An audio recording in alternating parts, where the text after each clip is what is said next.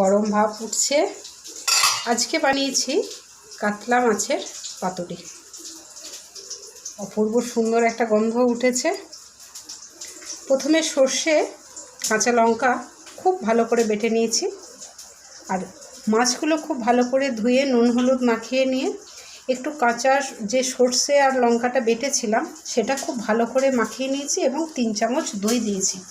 দই দিয়ে মাখিয়ে রেখেছিলাম প্রায় আধ ঘন্টা 45 মিনিট মতো।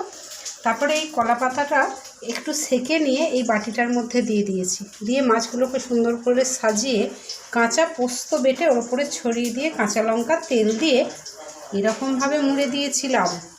দিয়ে এই জামবাটিটার মধ্যে বড় করে জল দিয়ে এটা দিয়ে ঢাকা দিয়ে দিয়েছিলাম। 20 থেকে 25 মিনিট একদম খুব ভালো করে হাই ফ্লেমে ফুটিয়ে 5 মিনিট সিমে দিয়ে আধ ঘন্টার মতো বন্ধ করে রেখেছিলাম। এইমাত্র খুললাম। কি সুন্দর হয়েছে।